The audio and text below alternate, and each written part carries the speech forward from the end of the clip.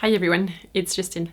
You might have heard the news already. Karl Lagerfeld passed away at the age of 85, leaving behind not one, but two huge fashion empires. The first one is Chanel, the second one is Fendi, both houses of which he had been the creative director and the leading head for not years but decades, which is really rare in this industry.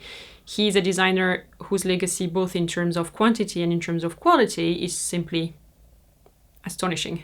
He's a designer that I've been researching quite a bit because he was incredibly successful, terribly productive, really prolific, and also, I think we can agree on that, objectively multi-talented. He really was a character, so someone there is a lot to learn from. Here is a selection of little stories and fun facts to get to know him better. Lagerfeld, for some reason, always got compared to Yves Saint Laurent. And this had a couple of reasons. First, they both were from bourgeois families. And technically, they both started their careers on the same day. It was a contest held in Paris, a design contest, by the Secrétariat International de la Laine, promoting design with wool. They both were finalists on that competition. In the jury was Hubert de Givenchy and Pierre Balmain. So that day was like a huge day for French fashion. Saint Laurent won and got hired by Dior. 3 years later, when Dior passed away, he took over the creative direction of this huge couture house. He was 21. So Saint Laurent very quickly got catapulted into stardom and considered the little genius and the overachiever of the fashion world. Meanwhile, Lagerfeld got hired by Balmain, but was underwhelmed. So he started to freelance for other labels. He went into a completely different direction. He didn't take over one house. He freelanced for Chloé, very long time, for Valentino. Eventually, he got hired by Fendi as their creative lead in 1965.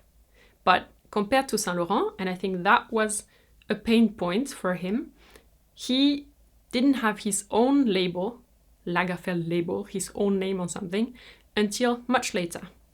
And actually, Lagerfeld became the superstar, the uncontested leader of the fashion world, only when Saint Laurent passed away, and that was in 2008. He took over the House of Chanel in 1983, and he's really the one who turned it into a billion-euro business. For years, Chanel was not revealing their turnover and their profitability. And when they started doing so, people realized, wow, the house is huge financially. And that's really his work. So he created the logo. That's him. He created that myth around the personality of Gabrielle Chanel, which is worth so much now in terms of brand equity, marketing-wise. He was really a genius. He used symbols from the archive to make the brand more recognizable. For instance, using pearls on the necklaces like Gabrielle Chanel would do, putting camellias everywhere. Now when you see a camellia on a dress, you know it's Chanel. He invented the job description of superstar fashion designer. Not just a supplier of clothes for the rich and famous anymore, but really a celebrity, just like singers or actors are. That's all his legacy. Karl Lagerfeld was a multi-talent. He was an excellent fashion illustrator. He's very famous since 1983 for the kind of drawing that he's been doing for the House of Chanel, which is very recognizable, with a bit of color in the background, often with the frame around and the signature at the bottom. But in fact, before he worked for Chanel, he had already been drawing for 30 years.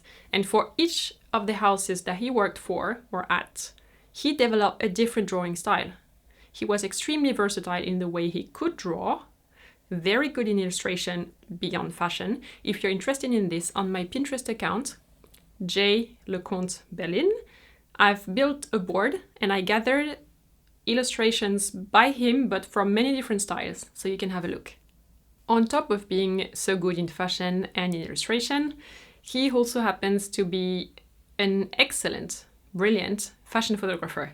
And it's a funny story how that started, because it only started in the 80s, supposedly on a day when they were shooting a campaign and the photographer was not getting the effect that he wanted. So Lagerfeld was like bothering the other one, saying, I want it more like this, not like that, until the photographer really got fed up and said, you know what, you do it, I'm out of here. And Lagerfeld reportedly did it, and never stopped. So on top of his extremely successful and long fashion career, he also was a professional fashion photographer for 30 years. He shot many of the beautiful Chanel images and campaigns, and he shot also for other brands and other people. As a hobby, his weight was a topic of attention for him, and his weight fluctuated a lot during his life. He's been very thin, he's been bodybuilding, he's been eating too much. He really had a sort of yo-yo effect, and that bothered him. In his own words, he said in 2001, "That's enough," and started a diet during which he lost 42 kilos in 13 months. So I don't recommend that you try to do the same diet. It's most likely extremely unhealthy. But the level of self-discipline over such a long period of time to achieve that result is really quite impressive. And he said the goal was to be able to fit into size 38 at Dior Homme, because there was this new young designer named Hedi Slimane who was making really cool men's suits, and he wanted to be able to wear that size. So the discipline, he says it's something that he learned at home as a child in his parents' house, 1930s Germany. Children were treated, let's say, less kindly than they are today. And he says the story of the time when he was 6 or 7, and he wanted to tell his mom a story, and the mom harshly interrupted him saying, "Listen, you're 6, I'm not. You want to talk to me? Make an effort." So that's where it's all coming from. He was also very interested in history and in interior decoration. So his office has looked like Memphis, like Art Deco. He's gone through quite a few phases, and a hobby of his was to buy old houses, old estates, to research, okay, how were the curtains made at that time? How did typically the stairs look like in that century? He researched a lot, renovated extremely tastefully, and then sold the houses for a lot more money. And he said, in his own words, money is something that you have to throw out the window for it to come back in through the door. Meaning, you have to spend money to make more money at the end of the day. Money for him was a tool, a means towards the implementation of his dreams and the execution of his creative projects. I'd like to end this video with a few quotes that will hopefully inspire you. If you're cheap, nothing helps. I am physically allergic to flip-flops. There is no beauty without strangeness. Personality starts where comparison stops. Trendy is the last stage before tacky. I'm sorry, what I say is only valid in the moment when I say it. I could keep talking about him for hours, and he left us with the most likely over 1 million smart quotes to meditate. If you want to read and watch more, have a look in the description below this video, because I left you a ton of links and resources if you want to get to know him even more. For instance, there is a documentary by ARTE named Signé Chanel. It's in French and in German, and it's for free in full length on YouTube on the channel of ARTE. Thank you for making your content available for everyone everywhere. Then you will find these 2 books that I own and loved. This one is in French, Comparison between Saint Laurent and Lagerfeld during their whole lives. This is in German, Dialogues between Paul Zahner, biographer, and his favorite celebrity. Very funny, very insightful. And then this documentary, Lagerfeld Confidential. This is in English. It's from the UK. I think you can find it there. I will put a link as well.